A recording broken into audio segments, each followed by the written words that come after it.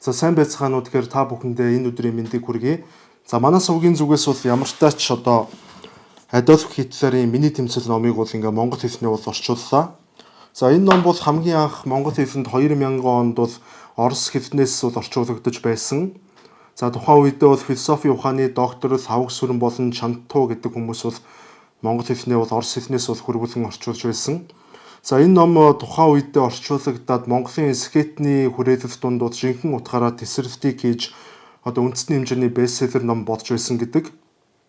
За тэгэхээр бүхэл бүтэн одоо өнгөрсөн нийгэмд 70 жилийн турш Карл Маркс болон за одоо Ленины ботуудыг уншиж өсөж хүмүүжсэн Монголын одоо скетний давхарга бидний өмнөх үеийнхэн за еврей гаралтай философч Карл Марксыг одоо яснаасаа үзий яддаг энэ Адольф Гитлер гэдэг хүний номыг ингэж ихээр шимтэн уншиж байсан бас их хачирхалтай л да. Тэгэхээр энэ ном бол одоо ер нь бол маш их маргаантай бүтээл. За дэлхийн одоо нэлээдгүй хэдэн оронд бол хориглогдсон. За мөн одоо Facebook дээр энэ хүний царай болон нэрийг оруулсан постыг бүүсгэх боломжгүй гэх мэтэр бол нэлээд их асуудлууд бол байдаг. За тэгэхээр та бүхэндээ одоо товчхон одоо мэдээлэл бас өгье л да.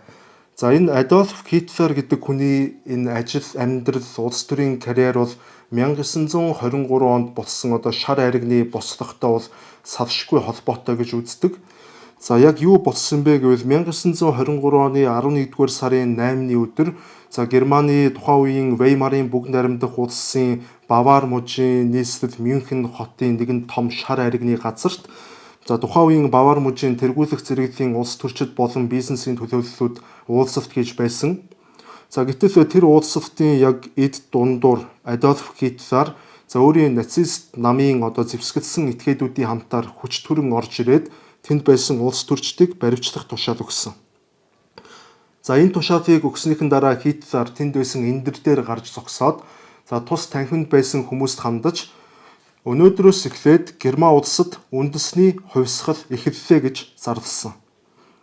За энэ нь юу гэсэн үг вэ гэвэл үндэсний хувьсгал эхэллээ гэдэг нь төрийн эсрэг гэмт хэрэг буюу за төрийн эрх мэдлийг хууль бусаар авах гэсэн гэмт хэрэг хийж байгаагаа шууд ил тодор зарласан гэсэн үг.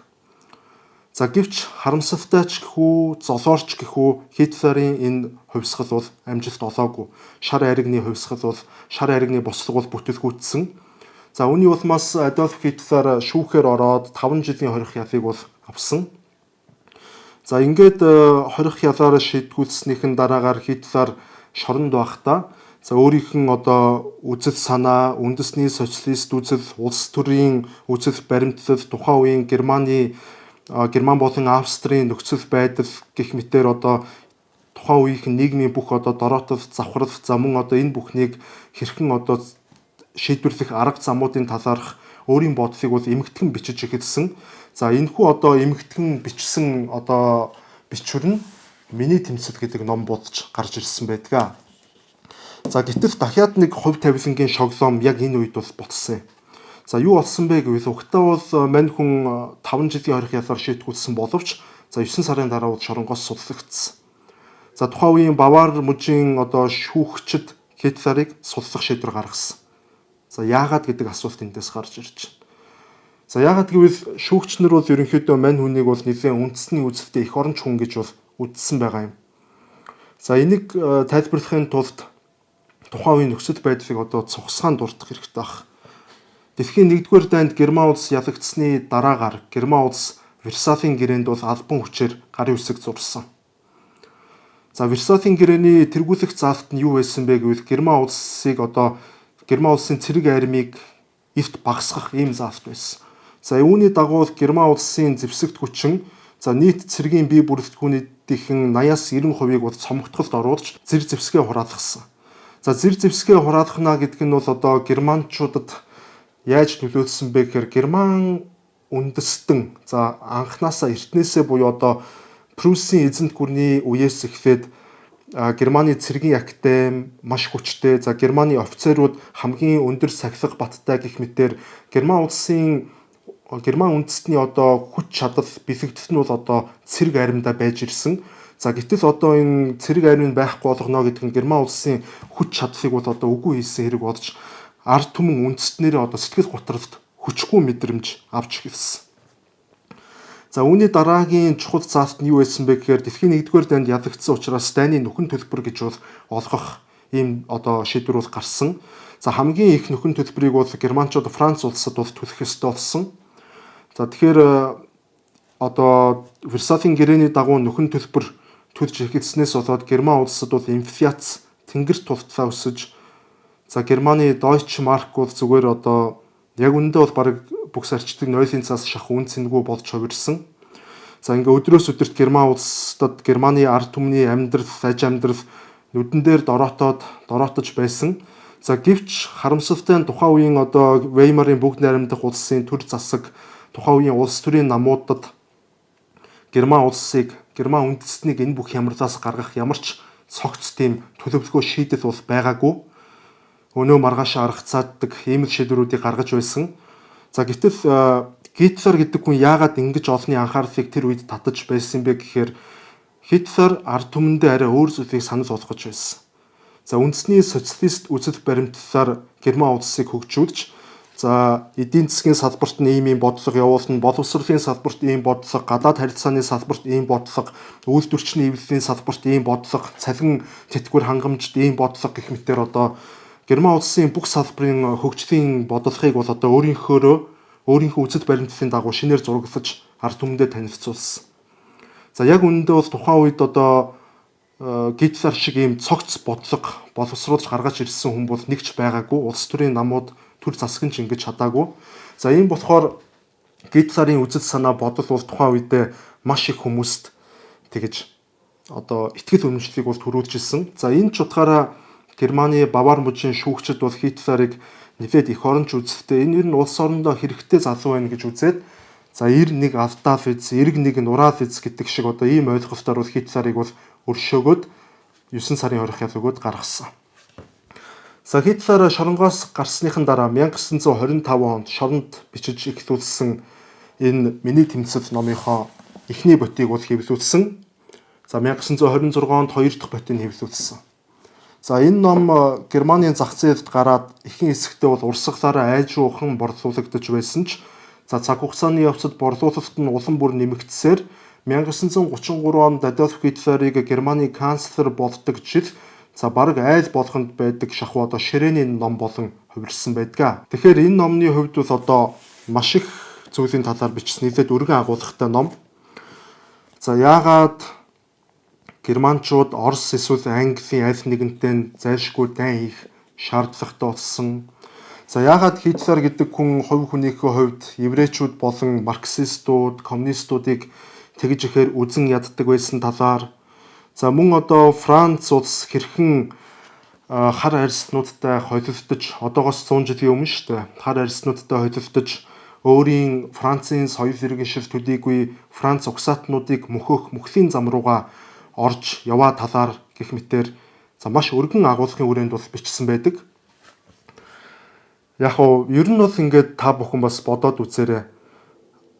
Аав нь нас бараад дараа нь ээж нь маш хүнд өвчин тусаад тэгээ ааваас нь эцгээс нь үлдсэн тэр хөрөнгө тэр чигтээ ээжийнх нь эмчилгээнд зориулагдаж за ээж нь харамсалтай тэр өвчнөө дааж давалгүйгээр нас барж ингээд халаас хоосон шахуу үлдсэн одоо залуухан Хитлер хинч ямар ч таньдаг хүн байдаггүй тэр Австрийн нийслэл Вена хот руу очиж амьдрах болж за тэнцэнэ 6 жилийн турш өдсөглөн гэдэг цор ганц найзтайгаа өдөржин шөнжин хамт амьдарч за эцэст нь хэвийн дээс давж Герман улсын одоо Бавар мужийн нийслэл Мюнхен хотод буюу одоо өөр улсад очиж амьдарч за тэнцэнээс амьдралаа босгож Германы ажилчдын намын дарга болж за улмаар өөрийнх нь төрсөн нутаг олох Австри улсыг буюу одоо хоёр өөр улс нэг үндэстэн шүү дээ. Одоо Австри Герман гэдэг хоёр өөр улс нэг үндэстэн. За энийг одоо энэ хоёр улсыг нэг үндэстнийг дахин дайн хийлгүүгээр эргүүлэн нэгтгэж за нэмээд одоо Чехословак улсыг дайн хийлгүүгээр нэгтгэж за үүний дараа дэлхийн 2 дугаар дайныг эхлүүлсэн гэх мэтээр за энэ хүний хувьд бол одоо авах гэх зүйл их байгаа боловч яг энэ хүний одоо туулсан замналыг одоо сая хэлсэнчлэн өөр улсын одоо төрийн тэргүү ерөнхийлөгч канцлер болж байна гэдэг одоо ийм хувь тавилан бол хэрийн хүнд одоо тохиолдохооргүй, хэрийн хүний чадхааргүй л одоо ийм л хувь тавилан л та. Тэгэхээр энэ ч утгаараас энэ ном бол нэлээд их сонирхолтой бүтээл. Тэгэхээр энэ ном бас одоо ингээ худалдаанд гарлаа, монгол хэлний орчуулагдлаа гэдэг.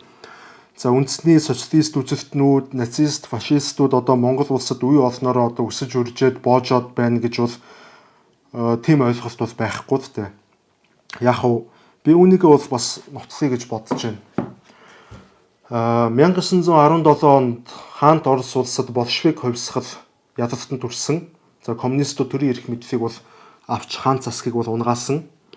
За тэр хувьсгалыг хийсэн хүмүүс Карл Марксийн коммунист намын тунхаг зохиолыг уншсандаа Орос улсад болшевик хувьсгалыг хийгээгүй. Харин тэр хувьсгалыг Карл Маркс гэдэг нэрийг амьдралдаа ч сонсож байгаагүй. За тэр байтугай Карл Марксийн коммунист намын тунхаг бичиг гэдэг одоо тэр үзэл сурталын зохиолыг унших нь битгий хэл бичиг үсэгч тайлагдаагүй олон сая тариачин болон ажилчин ангийн хүчээр Оросд болшевик хувьсгал ядалтанд хүрсэн. Одоо Францын хувьсгал гэж бас байна. За Францын хувьсгалыг аль нэг оюун санааны бүтээл октоосоо өдөрдөн жолоодоогүй. За Францын хувьсгалыг хэн хийсэн гэхээр яг л Оросын хувьсгалтай адилхан бичиг үсэг тайлагдаагүй тариачин ард түмэн Францын хувьсгалыг хийсэн. Ингэхээр ном гэдэг зүйл бол хувьсгалыг хийдэггүй юм аа.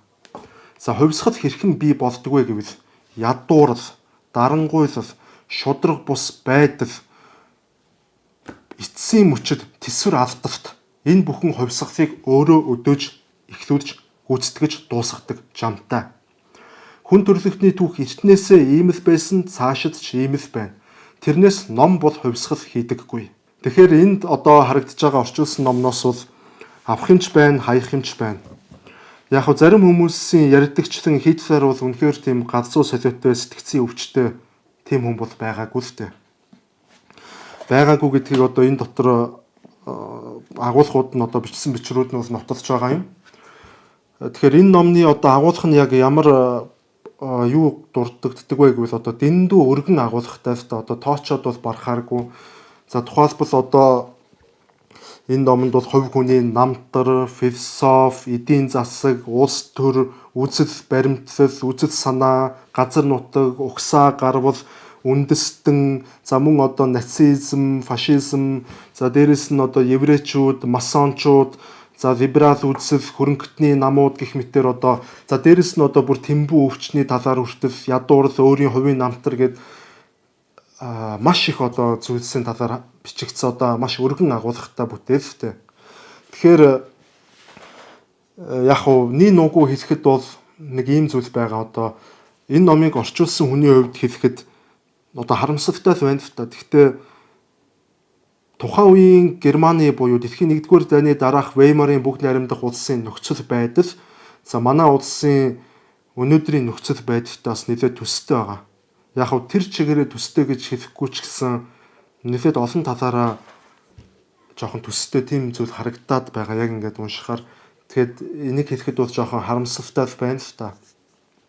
За ингээд та бүхэн одоо авах гэхийн ухаанаар бол хандна биз. За энэ ном бол одоо ингээд дэлхийн маш олон жоох нөлөөдгөө улсад хориглогдсон. За 20 дугаар зууны хүн төрөлхтөнд хамгийн их нөлөө үзүүлсэн 5 номын нэгт бол зөв ёсоор багтдаг. За ийм ном байна. За ингээд та бүхэн одоо миний том тэмцэл гэх энэ номыг одоо худалдаа авахыг хүсвэл за 99 24 70 42 за 88 90 70 42 гэдэг дугааруудаар холбогдсон бол захиалга өгч өөр дээрээ хөргүүлээ авах боломжтой. За мөн номны маань нефт гэж бас аль биесийн нефт болно. За энэ нефт маань бол 2025 оны за 11 сар 9-ний өдөр буюу одоо ирэх ням гарагт Галерей Улаанбаатар буюу Сүхбаатарын талбайн зүүн талд оршдог. За хуучин бол нөгөө хэвлэх үйлдвэрийн барилга байснаар нь зарим хүмүүс мэдэх байх. За тэнцээ 3 давхарт за жуулчин Sky Ballroom гэдэг одоо танхимд бол аль биесийн нефт 12 цагаас бол эхлэх юм шүү. Тэгэхээр та бүхэн одоо хүрэлцэн ирээрэй гэж урьж байна. За нефтэн дээр ирээд бас ном худалдаа авах боломжтой. За мөн одоо номоо худалдаж авсан хүмүүс ч гэсэн сонирхоод нефтэн дээр ирж за зураг хүрэг даруулах ч юм уу одоо нефтэн дээр ирж одоо хамтдаа нэг хэсэг тал өдрийг өнгөрүүлэх бас боломж бас байгаа юм. За ингээд энэ ном маань бас одоо 60,000 төгрөгөөр худалдаалагдаж байгаа буюу зах зээлийн яг одоо бодит үнээсээ бод харьцангуй бага үнээр худалдаалагдаж байгаа гэдгийг бас дуусгахад таатай байна. За тэгээд авахыг сонирхсан хүмүүс нь бол одоо түүх гэдэг зүйлийг ялагчийн нүдээр биш, за ялагдагчийн нүдээр бас харж үзхийг одоо хүссэн ийм хүмүүст бол маш их сонирхолтой ном болох юм. За тэгээд эцэст нь хэлэхэд энэ ном бол энэ номыг уншицснаар та үзэн ядавтыг өөртөө авах бус, харин үзэн ядавт гэх зүйл хаанаас ундардгийг ойлгож авахд тань туслах бүтээл болсон гэдэгт бол итгэлтэй байна. За ингээд нефтийн өдөр уулзъя. За нефтээс өмнө ч та одоо ингээ хөргүүлээ авах боломжтой. За юм байгаа юм шүү. За баяртай.